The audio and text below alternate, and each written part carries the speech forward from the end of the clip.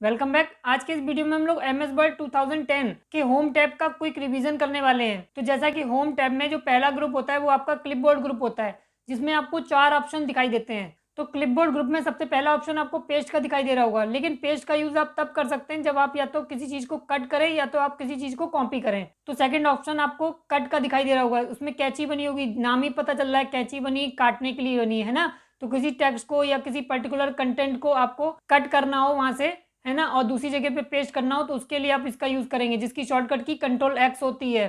Cut मतलब काटना, control x, ठीक है। फिर थर्ड ऑप्शन आ रहा होगा आपका कॉपी का। उसमें देखिए एक के ऊपर दूसरी कॉपी दिखा रहा होगा, यानी कि एक की कॉपी दूसरी डुप्लीकेट कॉपी आपको बनाने के लिए दिखा रहा है, ठीक है। तो आइकन को देख के ही आपको पता लग जाना चाहिए कि ये ऑप्शन किसके लिए दिया गया है ना। देखिए कट के लिए कैंची बना दी गई, और देखिए कॉपी के लिए आपको डॉक्यूमेंट की डुप्लीकेट कॉपी बना के दिखा रहा होगा, है ना। तो जैसे बच्चों को एप्पल की पिक्चर दिखाते हैं और पूछते हैं कि ये क्या है ना, तो उस तरीके से आपको यहाँ पर आइकन भी इस तरीके से बना दिए गए कि ताकि आपको देख के समझ में आ जाना चाहिए कि ये आइकन किसका बना हुआ है ना। तो आपका पहला ऑप्शन हो गया पेस्ट का, दूसरा ऑप्शन हो गया आपका कट का, और तीसरा ऑप्शन हो गया आपका कॉपी का, और चौथा ऑप्शन जो आ रहा है आपका क्लिपबोर्ड ग्रुप में जो लास्ट ऑप्शन है वो आ रहा है आपका फॉर्मेट पेंटर का। अब समझ लेते हैं ये चारों चीजों का मतलब क्या है। देखिए पेस्ट तो आप जब कट या कॉपी करेंगे तभी पेस्ट कर पाएंगे, ठीक है। और कट करने का मतलब आप समझ रहे हैं कि किसी चीज को कहीं से कट करना और दूसरी जगह जाके पेस्ट करना, ठीक है, जिसकी शॉर्टकट की हमने आपको बताई है कंट्रोल एक्स। और कॉपी जो आप चाहते हैं कि कोई टेक्स्ट वहां पर भी रहे और उसकी डुप्लीकेट कॉपी बन जाए, तो आप कॉपी का यूज करेंगे, जिसकी शॉर्टकट की होती है कंट्रोल सी, ठीक है। और उसके बाद आप पेस्ट करेंगे, जहां पर भी जाके कर्सर को रखेंगे उस पर्टिकुलर टेक्स्ट को जितना आपने सिलेक्ट करके कॉपी किया होगा उसको आप वहां पर भी पेस्ट कर सकते हैं, जिसकी शॉर्टकट की होती है कंट्रोल वी, ठीक है। अब ये फॉर्मेट पेंटर का काम क्या है। फॉर्मेट पेंटर का काम ये होता है कि देखिए नाम ही से पता चल रहा है पेंटर, पेंटर का काम ही होता है पेंट करना, लेकिन यहाँ पर पेंटर का एक स्पेसिफिक नाम दे दिया गया है फॉर्मेट पेंटर, यानी कि वो क्या करेगा कि वो फॉर्मेट को पेंट करेगा, ठीक है। अब ये फॉर्मेट क्या होता है, अब फॉर्मेट हम लोग समझेंगे नेक्स्ट ग्रुप में, जिसमें हम लोग फॉन्ट का डिफरेंट स्टाइल, है ना, फॉन्ट का साइज, फॉन्ट को कलर करना, और थर्ड ग्रुप में हम लोग सीखेंगे पैराग्राफ ग्रुप में, जिसमें उसका अलाइनमेंट वगैरह चेंज करना। तो तब जाके हमें पता चलेगा कि ये फॉर्मेट होता क्या है, ठीक है। यानी कि अब देखिए फॉर्मेट को अभी हम थोड़ी देर के लिए यहीं पर रख देते हैं, फिर बढ़ते हैं अपने नेक्स्ट ग्रुप पर, जो कि आपका है फॉन्ट ग्रुप। फॉन्ट ग्रुप में सबसे पहला ऑप्शन आप देख रहे होंगे जो कि आपका फॉन्ट फेस का होगा, यानी कि फॉन्ट स्टाइल, यानी कि आप अगर कोई फॉन्ट का स्टाइल बदलना चाहते हैं, बाय डिफॉल्ट आपका कैलिबरी बॉडी आ रहा होगा, आप वहां से फॉन्ट का फेस चेंज कर सकते हैं। आप एरियल लगा सकते हैं, एरियल ब्लैक लगा सकते हैं, टाइम्स न्यू रोमन लगा सकते हैं, और भी बहुत सारे डिफरेंट फॉन्ट हैं। अगर आप हिंदी में फॉन्ट करना चाहते हैं तो आप हिंदी फॉन्ट इंस्टॉल करके उस पर लगा सकते हैं, है ना। तो यहाँ से आप फॉन्ट का फेस चेंज कर सकते हैं, यानी कि फॉन्ट का स्टाइल चेंज कर सकते हैं।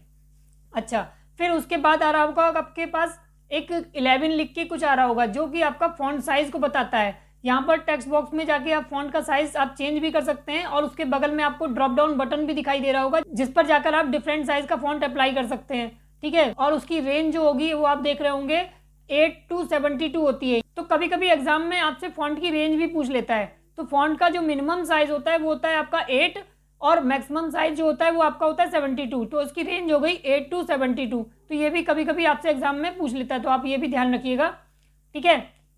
फिर अगर आप इनके अलावा कोई आप फॉन्ट का साइज चेंज करना चाहते हैं तो आप उस टेक्स्ट बॉक्स में जाके कर सकते हैं, है ना। अच्छा, फिर उसी के बगल में आपको ग्रो फॉन्ट का ऑप्शन आ रहा होगा, जहां से आप फॉन्ट को ग्रो भी कर सकते हैं। आप अगर टेक्स्ट बॉक्स में जाके या फिर आप ड्रॉप डाउन बटन पे क्लिक कर नहीं करना चाहते हैं तो आप ग्रो फॉन्ट पे भी क्लिक करके फॉन्ट का साइज इंक्रीज कर सकते हैं। देखिए फॉन्ट का साइज इंक्रीज करने की शॉर्टकट की आपको बता दें, क्या होता है कि अगर आप कंट्रोल के साथ अगर राइट स्क्वायर ब्रैकेट यूज करेंगे, कंट्रोल के साथ अगर राइट स्क्वायर ब्रैकेट यूज करेंगे तो फॉन्ट का साइज इंक्रीज होगा, यानी कि ग्रो होगा। और चाहे तो आप कंट्रोल के साथ ग्रेटर का भी यूज कर सकते हैं, उससे भी आपका फॉन्ट साइज इंक्रीज होगा, ठीक है। अच्छा, फिर अगर आप फॉन्ट का साइज श्रिंक करना चाहते हैं तो उसके बगल में ही ऑप्शन आ रहा होगा श्रिंक फॉन्ट का, जहां से आप फॉन्ट का साइज कम कर सकते हैं, जिसकी शॉर्टकट की होती है कंट्रोल के साथ अगर लेफ्ट स्क्वायर ब्रैकेट यूज करें या कंट्रोल के साथ लेस देन का साइन यूज करें, तब भी आपका फॉन्ट साइज डिक्रीज हो जाता है, ठीक है। फिर उसके बगल में आपको ऑप्शन दिख रहा होगा आपको चेंज केस का। चेंज केस से क्या होता है, देखिए चेंज केस में आप 5 तरीके से केस चेंज कर सकते हैं। आप चाहें तो उसमें लोअर केस पे कर लें, यानी कि आप जितना भी टेक्स्ट लिख रहे हैं वो सबको आप लोअर केस लेटर में लिखना चाहते हैं तो आप लोअर केस पे क्लिक करके सारे लेटर्स को लोअर केस में चेंज कर सकते हैं, ठीक है। आपको दोबारा टाइप करने की जरूरत नहीं है। अगर आपसे गलती से कोई चीज आपको स्मॉल में लिखनी थी कैपिटल में लिख गई है तो आप इसका यूज़ कर सकते हैं। वहीं पे अगर आप सेकंड ऑप्शन आप देख रहे होंगे अपर केस का आ रहा होगा। अगर आप चाहते हैं कि जितने भी लेटर्स आपने टाइप किए हैं उनको सबके सब अपर केस में हो जाएं, तो उसके लिए आप अपर केस का ऑप्शन का यूज़ कर सकते हैं। ठीक है, फिर आ रहा होगा आपको ऑप्शन सेंटेंस केस। देखिए सेंटेंस केस, जैसा कि आप जानते हैं कि हर सेंटेंस का पहला लेटर कैपिटल होता है और जैसे ही फुल स्टॉप आएगा फिर नेक्स्ट लेटर आपका कैपिटल में हो जाएगा। तो उस तरीके से अगर आप करना चाहते हैं तो सेंटेंस केस पर क्लिक कर सकते हैं।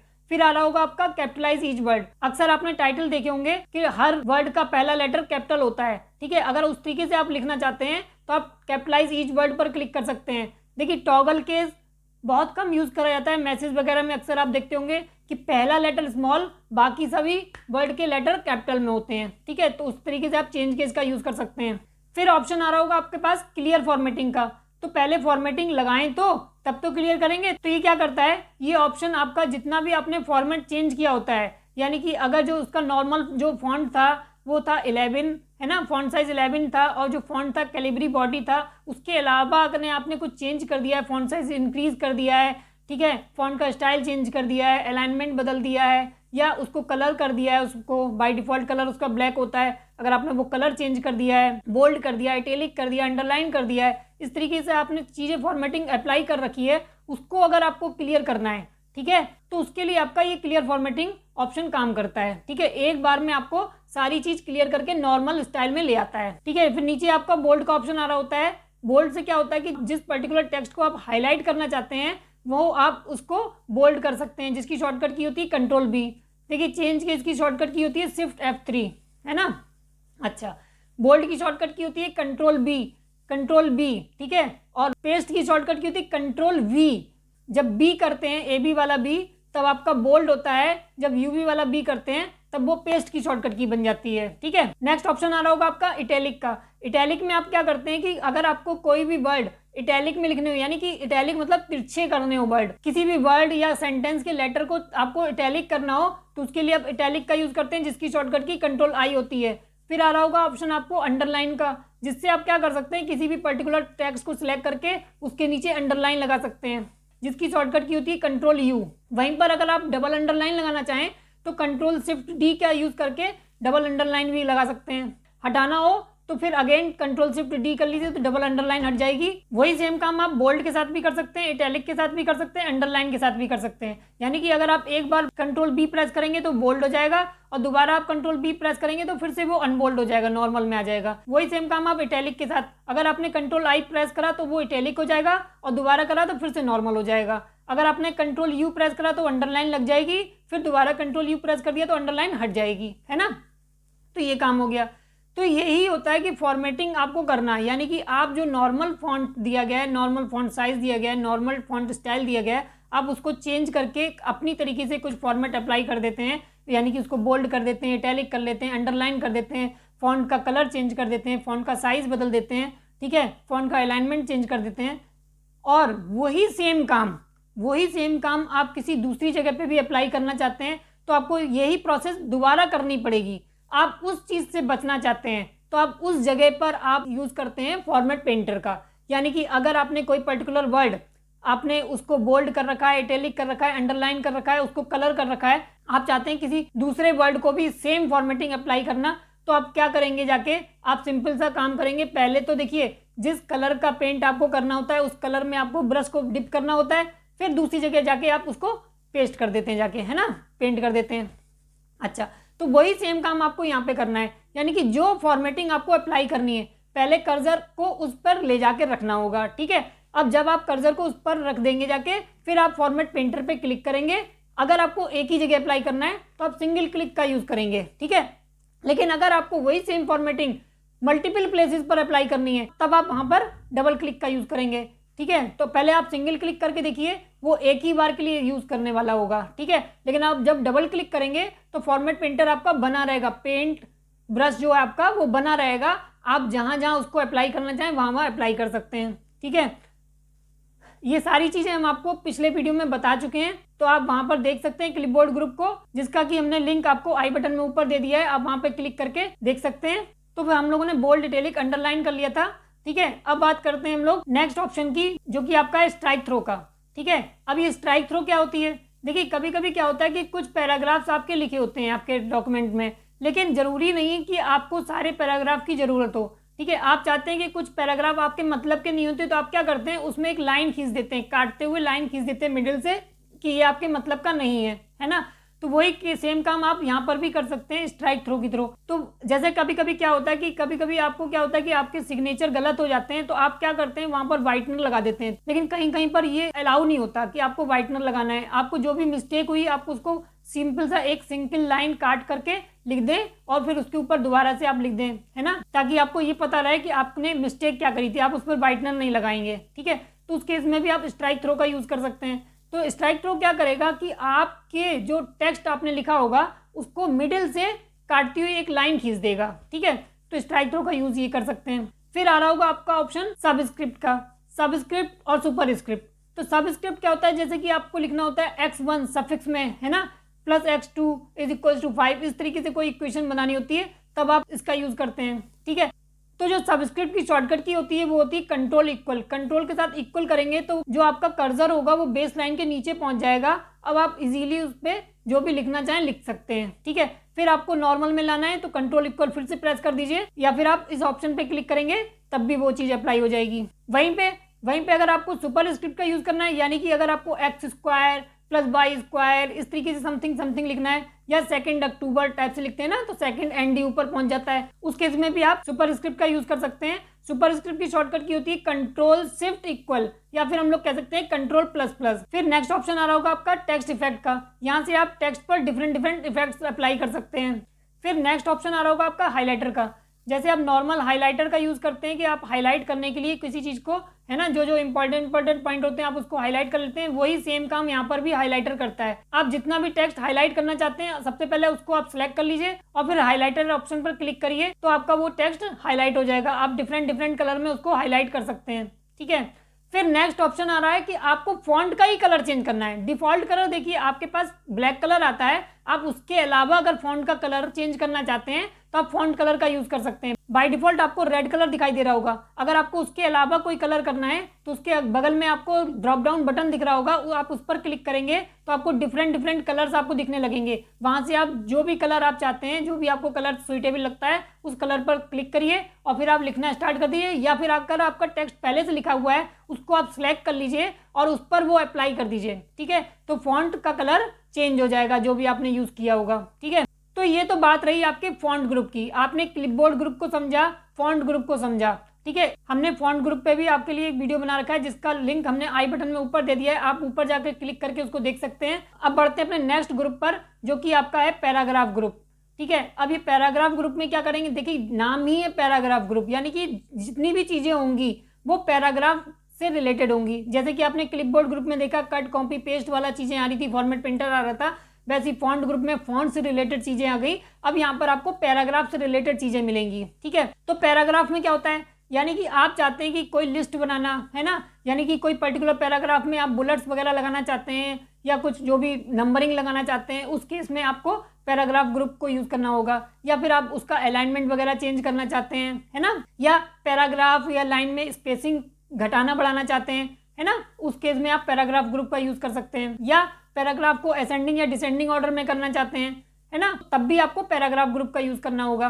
तो देखिए पैराग्राफ ग्रुप में जो पहला ऑप्शन आ रहा है वो आपका आ रहा है बुलेट्स का, यानी कि अगर आप किसी पैराग्राफ या किसी लिस्ट में आप बुलेट्स लगाना चाहते हैं तो अब आप इसका यूज कर सकते हैं। बुलेट्स पे जैसे ही क्लिक करेंगे डिफॉल्ट एक बुलेट लग जाएगी। ठीक है, अगर आप उसके अलावा कोई बुलेट लगाना चाहते हैं तो आप उसी ड्रॉप डाउन बटन पे क्लिक करें तो आपको डिफरेंट बुलेट्स दिख रही होंगी, आप उस पर सिलेक्ट करके वो बुलेट्स लगा सकते हैं। ठीक है, अगर आप बुलेट्स की जगह नंबरिंग लगाना चाहते हैं तो नंबरिंग पर क्लिक करेंगे तो नंबरिंग पे बाय डिफॉल्ट आपकी 1 2 3 लग जाता है। अगर आप उसके अलावा कोई नंबरिंग लगाना चाहते हैं, ABCD करना चाहते हैं, स्मॉल ABCD करना चाहते हैं, रोमन नंबर करना चाहते हैं, तो आप उसी के आगे ड्रॉप डाउन बटन पे क्लिक करेंगे तो आपको वो सारे ऑप्शन हाईलाइट हो जाएंगे। आप वहां पे जाके क्लिक करके जो भी आप अप्लाई करना चाहते हैं नंबरिंग वो आप अप्लाई कर सकते हैं। फिर कभी कभी आपको मल्टी लेवल लिस्ट की जरूरत होती है तो आप उसके बगल में ऑप्शन आ रहा होगा मल्टी लेवल लिस्ट का, वहां पर जाके आप मल्टी लेवल लिस्ट का यूज कर सकते हैं। ठीक है, फिर उसी के बगल में आपको ऑप्शन आ रहा होगा डिक्रीज इंडेंट का। ठीक है, अगर आपका इंडेंट डिक्रीज नहीं हो रहा है तो इसका एक रीजन ये भी हो सकता है कि आपने इंडेंट को इंक्रीज किया ही नहीं है, यानी कि आपका जो इंडेंट है वो डिफॉल्ट इंडेंट है। ठीक है। अगर आप उसको इंक्रीज नहीं करेंगे तो तब तक वो डिक्रीज ऑप्शन काम नहीं करेगा। तो पहले तो आप इंक्रीज करें इंडेंट को, फिर आप देखें उसमें चेंजेस क्या हो रहे हैं, फिर उस पर डिक्रीज इंडेंट अप्लाई करें, तब आपको चेंजेस समझ में आएंगे, ठीक है। अच्छा, फिर नेक्स्ट ऑप्शन आ रहा होगा आपको, एरो बन के आ रहा होगा, डाउन एरो, है ना। तो वो आपका ऑप्शन है कि अगर आप किसी पैराग्राफ को, वैसे ज़्यादातर तो ये यूज़ किया जाता है टेबल वगैरह में, आप किसी चीज़ को असेंडिंग डिसेंडिंग कर रहे हैं, ठीक है, लेकिन आप इसको पैराग्राफ पे भी अप्लाई कर सकते हैं। अगर आप किसी पैराग्राफ को, कोई 2-3 पैराग्राफ हैं या जितने भी पैराग्राफ हैं उनको आप असेंडिंग डिसेंडिंग ऑर्डर में करना चाहते हैं, तब भी आप इसका यूज़ कर सकते हैं, ठीक है। फिर आ रहा होगा आपको नेक्स्ट ऑप्शन शो हाइड का।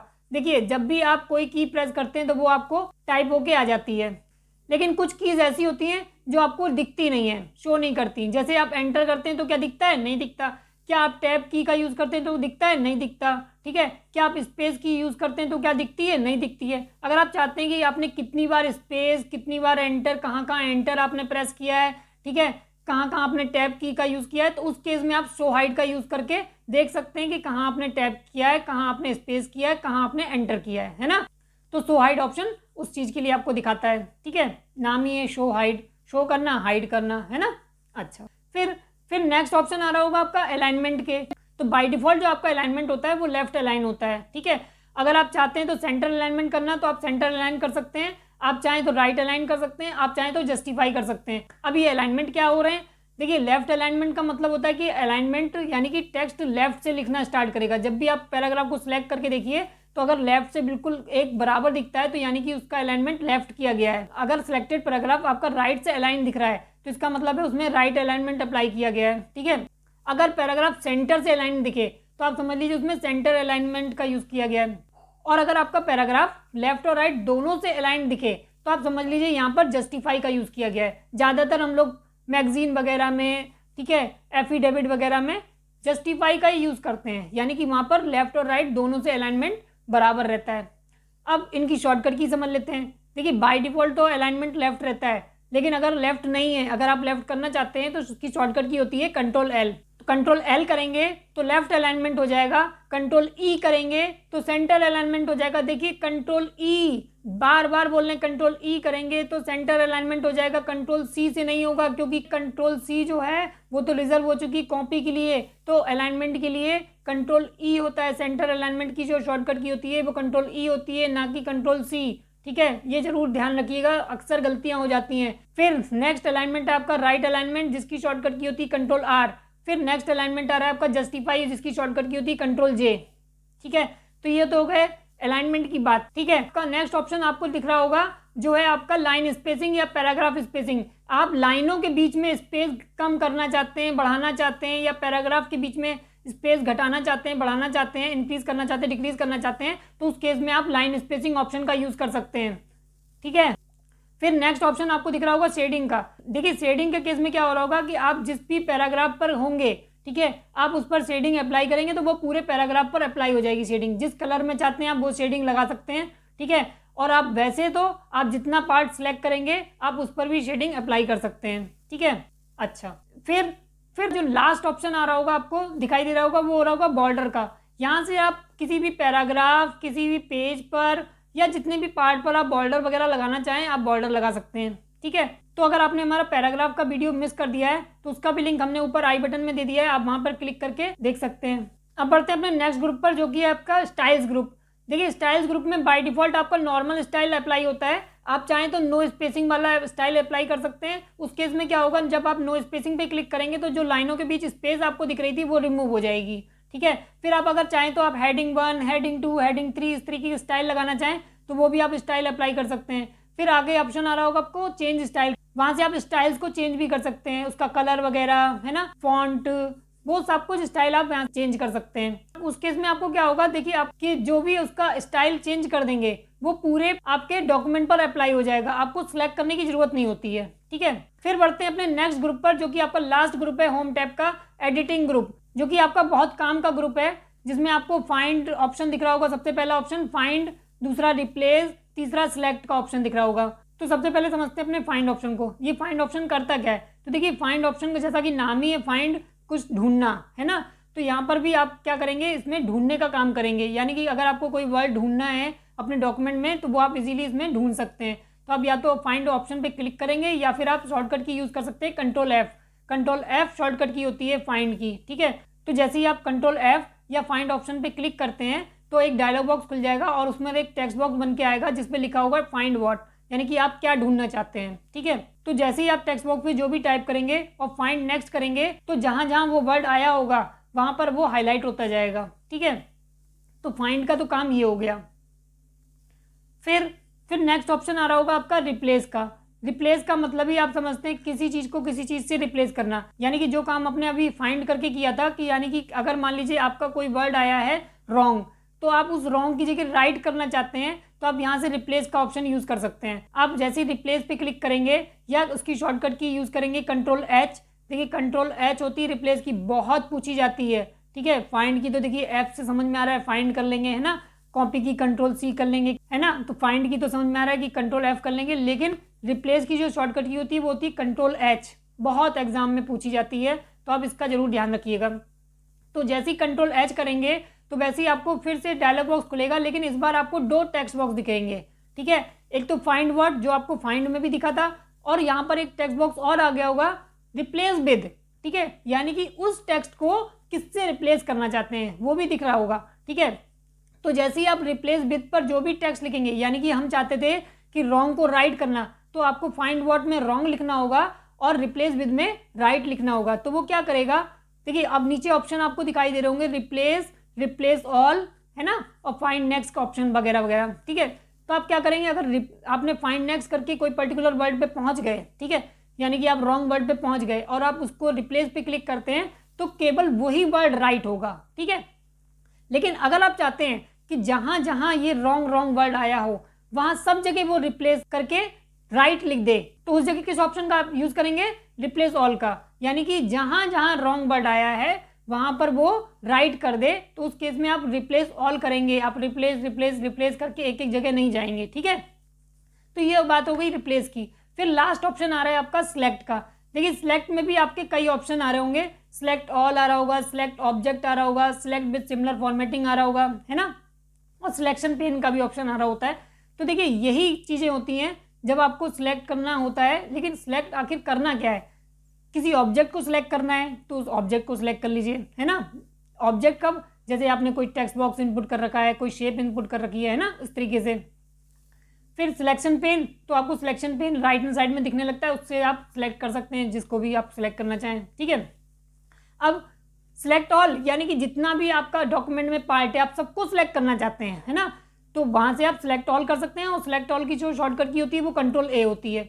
फिर एक ऑप्शन जो बच रहा है वो बच रहा है आपका सिलेक्ट विद सिमिलर फॉर्मेटिंग। अब ये सिलेक्ट विद सिमिलर फॉर्मेटिंग क्या होता है, देखिए आपका डॉक्यूमेंट होता है, ठीक है, आपके डॉक्यूमेंट में कई सारी हेडिंग आई होती हैं, कई सारे पैराग्राफ आए होते हैं, ठीक है, और कहीं आपने हेडिंग 1 बना रखी होती है, कहीं आपने हेडिंग 2 बना रखी होती है, या कहीं आपने अपने हिसाब से बोल्ड, इटैलिक, अंडरलाइन वगैरह या कलर कर रखा होता है, ठीक है। आप चाहते हैं, अब जैसे मान लीजिए आपने हेडिंग का साइज S2 दे रखा था सपोज, ठीक है, लेकिन आपके बॉस ने कहा कि ये क्या किया तुमने, S2 क्यों दिया, आपको तो H1 देना था, हमने तो आपको H1 बोला था, ठीक है। तो आप क्या करोगे, आप जगह जगह जहां पर आपने S2 हेडिंग करी थी वहां पर आप जाओगे, वहां पर जाने के बाद आप उनको चेंज करोगे H1 में। आपको ऐसा करने की जरूरत नहीं है, आप किसी भी एक हेडिंग 2 पर चले जाइए, ठीक है, आप उस पर क्लिक करिए, उसके बाद आप सिलेक्ट विद सिमिलर फॉर्मेटिंग पे क्लिक कर दीजिए। तो जहां जहां आपने S2 हेडिंग अप्लाई करी होगी वो सारे के सारे टेक्स्ट हाईलाइट हो जाएंगे, ठीक है। अब आप इजीली क्या काम कर सकते हैं, अब आप सीधे सीधे H1 हेडिंग पे क्लिक कर दीजिए, तो सारी की सारी जो S2 हेडिंग थी वो H1 में कन्वर्ट हो जाएंगी। तो ये काम होता है सिलेक्ट विद सिमिलर फॉर्मेटिंग का, जो कि आपके काम को बहुत ही आसान बनाता है। आपको एक एक जगह जाके ढूंढना नहीं पड़ता कि हमने सेम फॉर्मेटिंग कहाँ पे अप्लाई करी थी, है ना। आई थिंक आपको सारी चीज़ें क्लियर हो गई होंगी। अगर आपको फिर भी कोई डाउट है तो आप हमारे प्रीवियस वीडियो जरूर देखिए, जिसमें हमने आपको डिटेल में समझाते हुए बताया है, प्रैक्टिकल एग्जाम्पल दिया है। यहाँ पर सिर्फ हमने केवल आपको ओवरव्यू दिया है। आई थिंक आपको ओवरव्यू पसंद आया होगा। अगर आपको फिर भी कोई डाउट होता है तो आप हमें कमेंट कर सकते हैं। साथ ही साथ आप हमें कमेंट करके बताइएगा कि आपको ये वीडियो कैसा लगा। अगर आपको ये वीडियो अच्छा लगा हो तो इसे लाइक करें, शेयर करें, और अगर आपने हमारे चैनल को सब्सक्राइब नहीं किया है तो इसे सब्सक्राइब करें, और हाँ, बेल आइकन पे क्लिक करना ना भूलें ताकि आपको नेक्स्ट वीडियो की नोटिफिकेशन सबसे पहले मिल सके। Thank you.